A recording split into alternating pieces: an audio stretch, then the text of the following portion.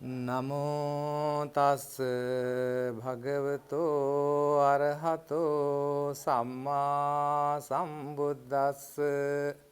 Namo tassa bhagavato arahato samma sambuddhassa. Namo tassa bhagavato arahato samma sambuddhassa. Kamma vipaka vattanti vipaka kamma sambhavo tasma punabhavo hoti evang loke pavattati ti. Dear friends in Dhamma, it is great pleasure to meet you again to explain the wisdom of the Buddha's teaching. Homage to the fully enlightened Buddha, worthy one, the blessed one. Dear friends in Dhamma, today I would like to talk about rebirth. Rebirth is one of the main teachings of the Buddha. The meaning of punabhava, Buddha said in one stanza, because we create wholesome, unwholesome karma.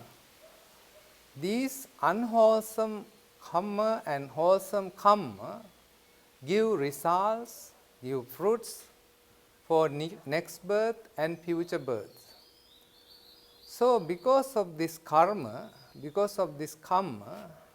we will have punabhava, rebirth. Because this rebirth is there, that is how this world is runs. So, there are many religions in the world teaching different way of rebirth, different methods of rebirth. For example, some religions, major religions in the world teach us that linear concept of rebirth, that is, we are reborn or we are created by the Supreme God, then after that the person live in this earth for 30, 40 or even 100 years. Then after the judgment of the God, the person will be judged to reborn either in the eternal hell or either in the eternal heaven. This is the linear concept of rebirth. When a person do something in this world and he was rewarded for forever, everlasting heaven, and also if people done something bad, they are punished forever. We have to think whether it is a reasonable punishment, whether it is a reasonable rewards. But in Buddhist concept, rebirth means there are two concepts actually in the world. One is reincarnation. The other concept is called rebirth. Buddhism rejects reincarnation. In Hinduism and other religions, they think that when a person is died, the soul of that person, the unchanging entity in their body is called soul, and that soul will transmigrate to the heaven in the same form and reborn there. But Buddhism does not believe or teach permanent soul. Buddhism always reject, because major teachings of the Buddha, anicca, dukkha, anatma. The major teachings of the Buddha is anicca, dukkha and anatma. Anatma means soullessness. There is no permanent or impermanent soul. So, Buddhist concept of rebirth is psychical, because we are living in this samsara endlessly, and there is no beginning and end to be seen in this samsaric journey. Therefore, friends, this cyclical existence of rebirth, we see that people are reborn again and again, over and over. So, in this process, Buddha has given a very beautiful example. In front of me, there is a 4 lamps. Let's take 4 lamps or oil lamps or candles. If you look at the candle, you can see this candle is burning, this lamp is burning. You can say it is the same lamp or same candle is burning. But dear friends, if you analyze more, if you go deeply into this process of lights in the candle or lights in the lamp, it is quite different story, because when a lamp or a candle is burning, the different particles of oil, different particles of wick and different particles of air is continuously support this illumination or the burning process. So, it is not the same flame that continues. Getting the flame from the previous flame, that is extinguishing, the next flame is created when the right conditions and things are there. Therefore, friends, Buddha said, for example, if you have suppose you have some candles that you have burnt it 1 hour ago, and you come and you get a new candle, get fired from that candle. So, that candles continue, but you cannot say it is the same candle, the same flame that comes to the next candle. In this simile, Buddha has explained that mind, when a person's death, a mind will travel. So, in Buddhism, there are 3 conditions for rebirth to happen. The first condition is the union of the father and mother, that is copulation has to be happened. Secondly, the mother should be in a fertile, good condition in order to bear children. Thirdly, the most important factor in Buddhism is the gandhabba, or the departed consciousness should descend to the mother's womb, or descend to the egg, or descend to the birthplace, where the conception is happening. There must be a departed mind, departed consciousness should come to the womb. If there is no departed consciousness, if there is no departed mind coming to the womb, there cannot be a conception. The child cannot be conceived, egg cannot be conceived. In Mahanidana Sutta, Buddha was asked by the Ananda Thero whether if the consciousness arrived to the mother's womb and lived there some time, maybe the fetus is growing, but if the consciousness leave after some time, will there be a life in the mother's womb? The Ananda Thero said no.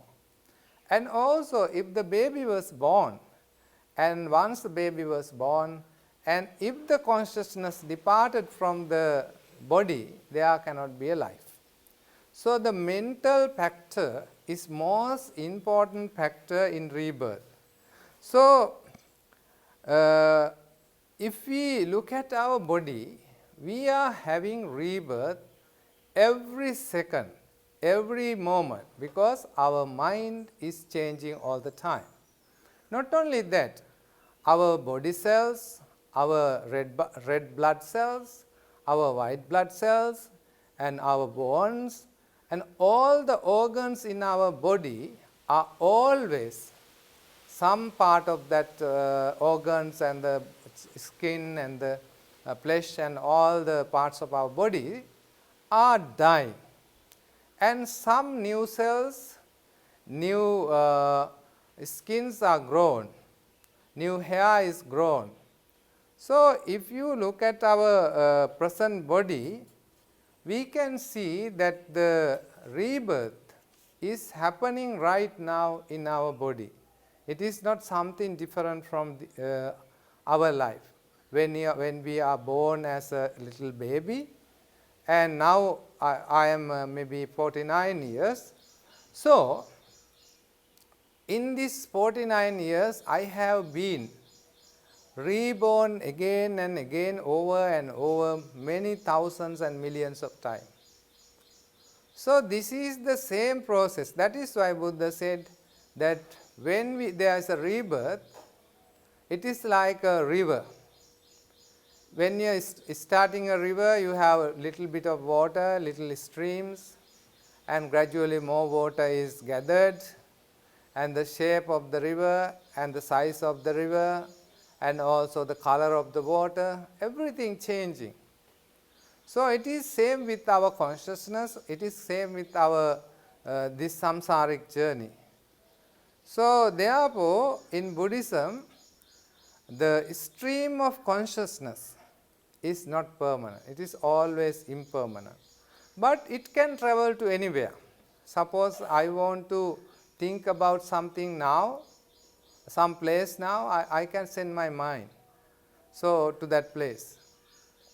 In order to go to that place, there is no physical barrier, there is no any other distraction can stop my mind traveling to there. Therefore, Buddha said, mind is a far reacher. It can go as far as to the end of the world, end of the universe. The mind is so powerful. Therefore, this time and space and the physical barriers are not relevant to the departed mind. So, if you analyze our body, we are made from 5 aggregates. These 5 aggregates called rupa, our body or the physical body. Then the vijnana, the consciousness. And we have the feelings, the happy feelings, the sad feelings and the intermediate feelings. Then the saṃsāra, the volitional activities, and also sañña. These are the what is we call human being or what we call as a man or woman. These are the ingredients of a man or a woman.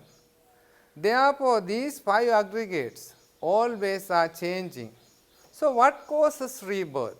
Buddha said, because we have craving, the desire, the clinging, the ignorance, delusion, the anger, these are the causes that cause rebirth.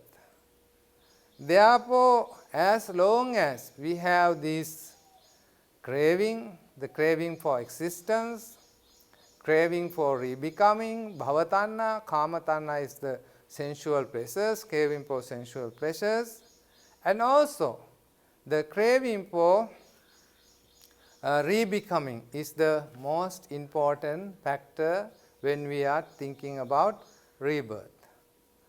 So, how is the karma correlated or interrelated to the rebirth? Because we create good and bad karma, then at the time of death, we will have 3 things departed from our body.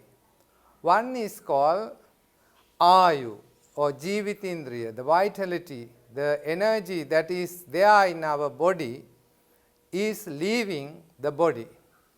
Secondly, at the time of death, we will have this, the warmness or the heat in our body will go away.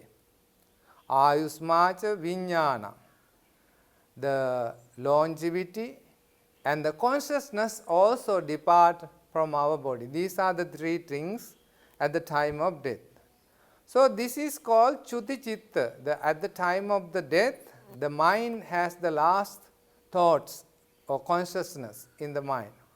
So this thought is called Chuti Chitta, or the final or the departing Chitta.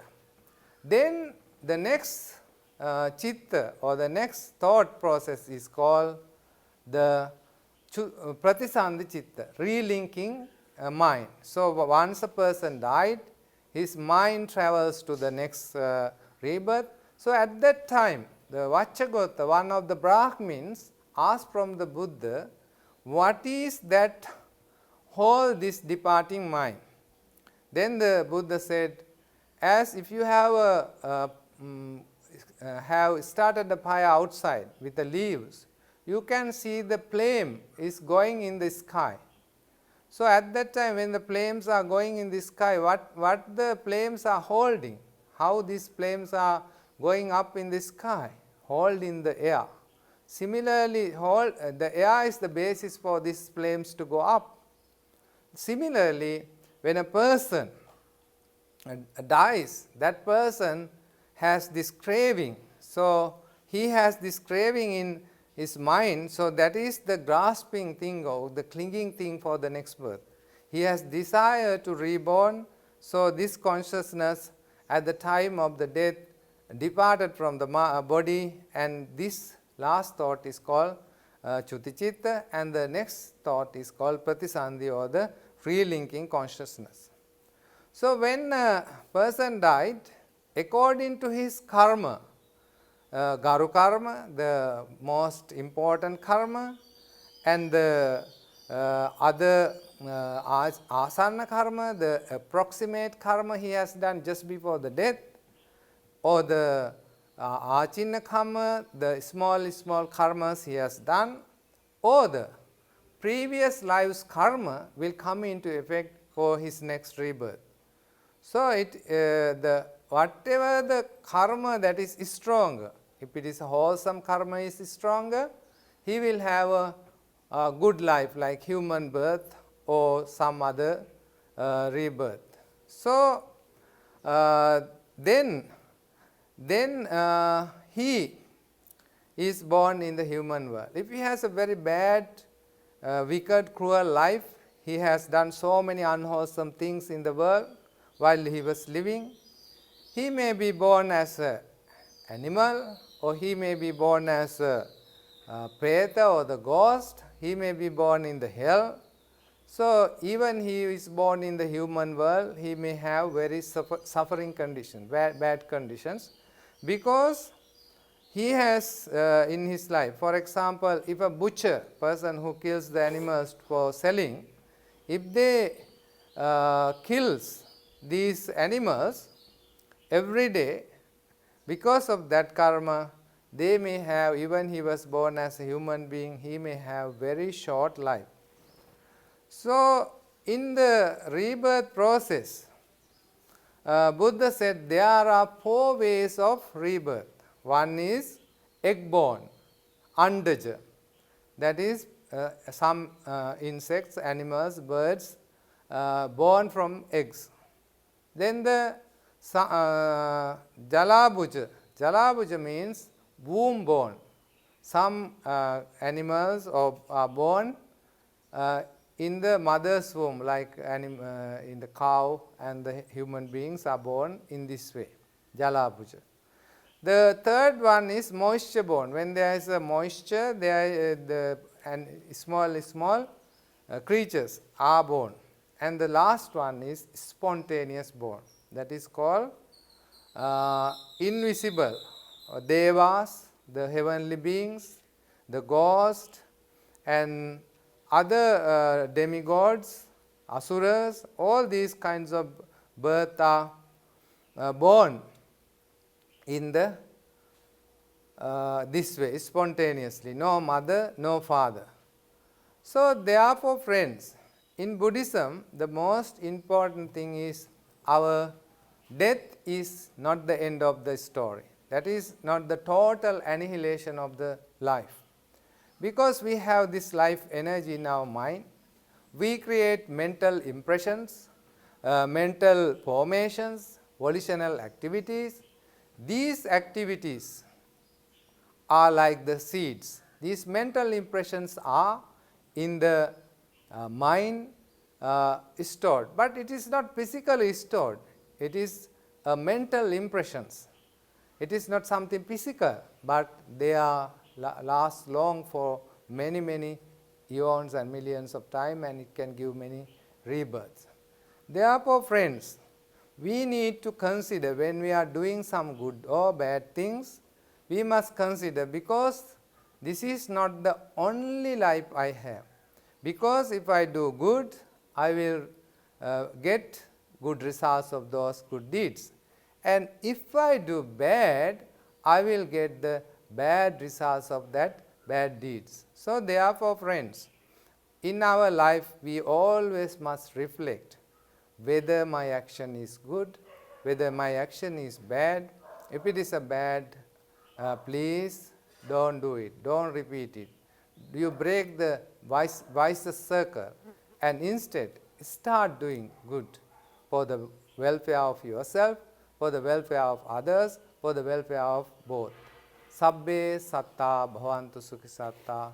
May the Buddha, Dhamma and Sangha bless you, guide you and protect you.